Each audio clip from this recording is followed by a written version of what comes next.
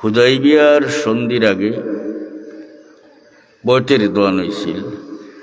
গাছর নিচে হুজুর পাক সাল্লাল্লাহু আলাইহি সাল্লামে সাহাবায়ে কেরামর বয়ত হয়েছিল।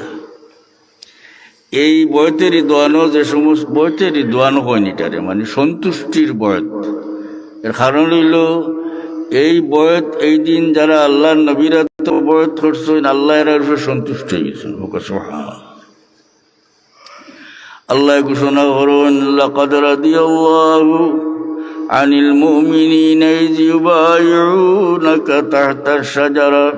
পরওয়ারদিগার আলমে ঘোষণা করুন যে আল্লাহ সন্তুষ্ট হয়ে গেছেন যারা আপনারা তো গাছের নিচে বয়ত করছিল। আল্লাহ ঘোষণা দিলেছেন এরা সে আল্লাহ সন্তুষ্ট। এমনকি কোরআন শরীফ আছে আল্লাহ ঘোষণা করুন, ইয়াদুল্লাহি ফাওকা আইদিহিম, এরার হাতের উপরে আল্লাহর হাত আছিল। আসলে এরার হাতের উপরে মুহাম্মদ মুস্তাফা সাল্লাল্লাহু আলাইহি সাল্লামের হাত মুবারক আছিল।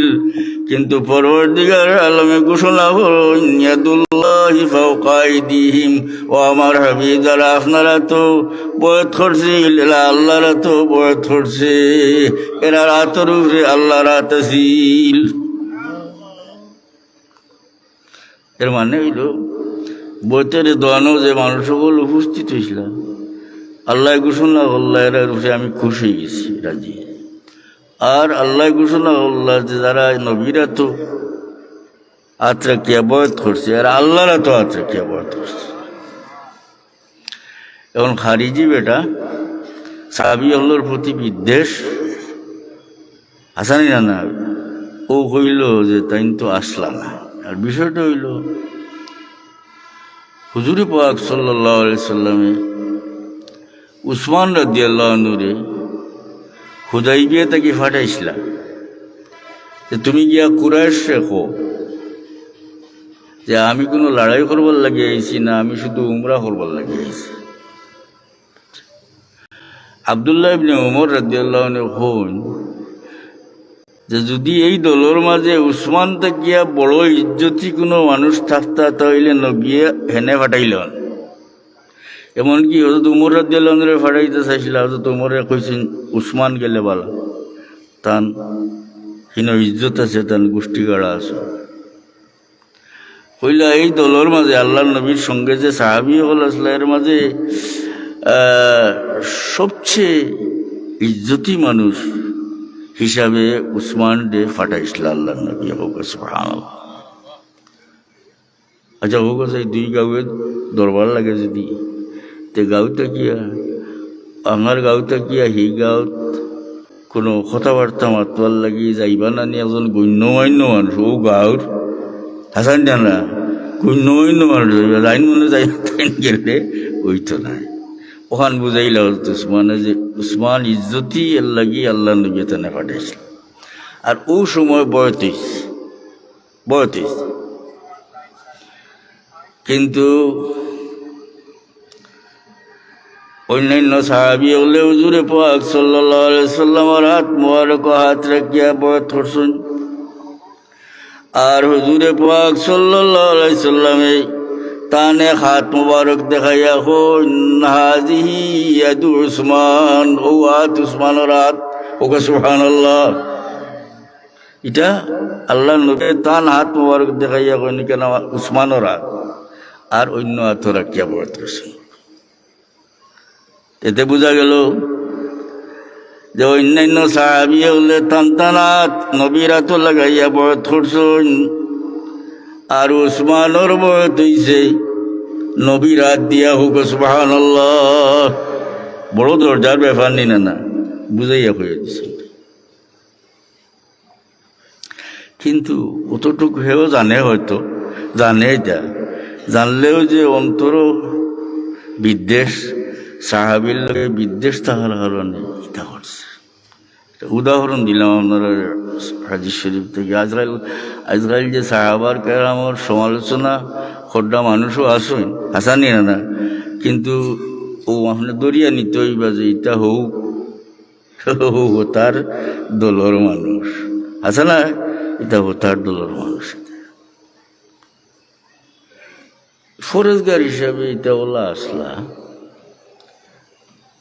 উসমান হজরত আলী রাদিয়াল্লাহু আনহুর শহীদ হল থেকে খারিজি শহীদ তারে এসে খাটা হইল, তো তার হাত খাওয়া খাটিস আসে খালি জিগাইলে আসস কি তারে বলে আসি আরো হরণে যে আলীর মতো কাফির ডে নাউজুবিল্লাহ হোক কাফির ডে কাতল হরি আমি ব্যস্ত যাই আর এর লাগে আসি আর ওখানে নাউজুবিল্লাহ। শেষে জিফরা কাটাত লাগলা যদি তে উঠিয়া হয় খান্দা আরম্ভ বলে তোর হাত খাওয়া খাটলে খানলে না, জিফরা কাটতে খান্দস বলে হা আল্লাহর জিকির বন্ধই যার আল্লাহর জিফরা কাটলে আল্লাহর জিকির বন্ধই জানেন এর লাগে খান কত ফরেজগার ইবাই তালিরে কাতল করিয়া কর ব্যস্ত যার হযরত আলীরে কর কাফিরি গেছে নাউজুবিল্লাহ মিন যালিক। দুরূদ শরীফ পড়ো সাল্লাল্লাহু আলা সাইয়্যিদিনা ওয়া মাওলানা মুহাম্মদ ওয়া আলা আলিহি ওয়া আসহাবিহি ওয়াসাল্লাম।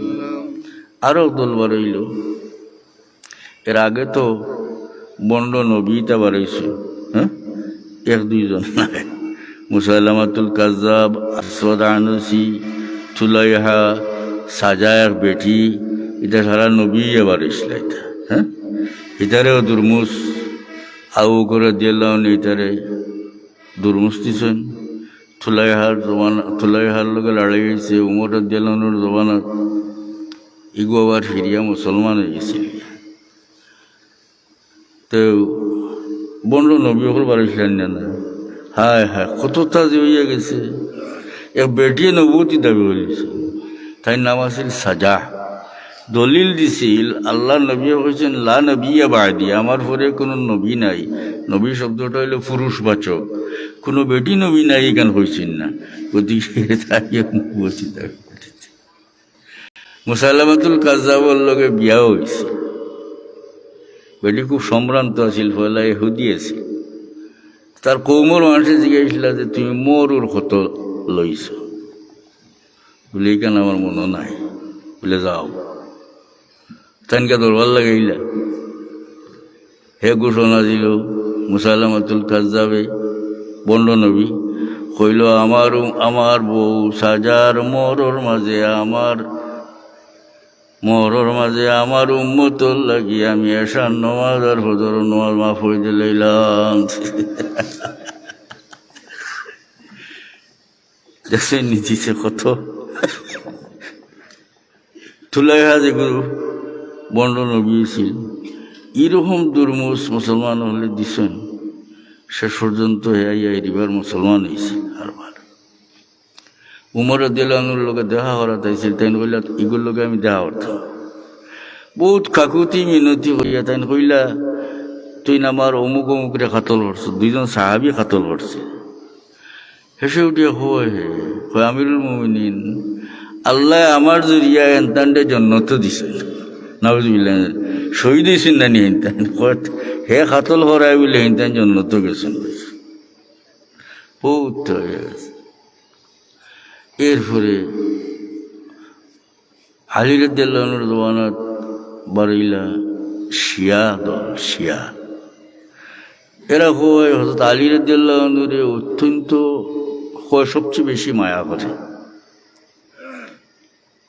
আসলে যারা সূক্ষ্মভাবে ইতিহাস দেখছেন যে শিয়া হইল আহলে বয়তর সবচেয়ে বড় দুশ্মন, বুঝছেন না? এই এরা একদল বার হইল, এরা কয় হযরত আলী বলে আল্লাহ, হুকানা মুসলমান হওয়ার কয় হযরত আলী আল্লাহ। এক দল আইলা হযরত আলীর গেছে, তাই কইলা তোমরা তওবা করে মুসলমান হও, আর না আমি কাতল করিলাম তোমরা না হল। তো তাই তারা কাতল করিয়া ই দলরে আগুন দিয়ে জ্বালাই দিলা। হযরত আলীরে কইছে আল্লাহ, ওখানে আজান দিবার সময় হয় আশহাদু আন্না আলিয়ান ওয়াসিউল্লাহ নাউযুবিল্লাহি মিন যালিক। ইরানের আজান শুনাই যান। এরপরে তেরাবির নামাজ বিলকুলও পড়ে না।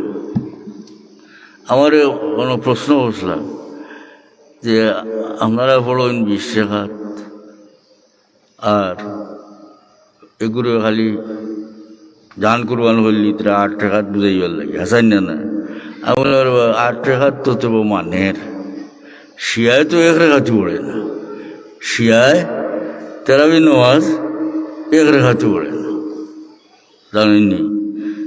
হৌ সাহাবির লোকে বিদ্বেষর কারণে হয় হজরত উমরে 20 টাকাত উবাই রাদিয়াল্লাহু আনহুর পিছনে পড়াইছিলাম, পড়বার নির্দেশ দিছিলাম, হয় উমরের সুন্নতিটা, গতিকে তারা 1 রেখাতে পড়ে ওখানে আউযুবিল্লাহ।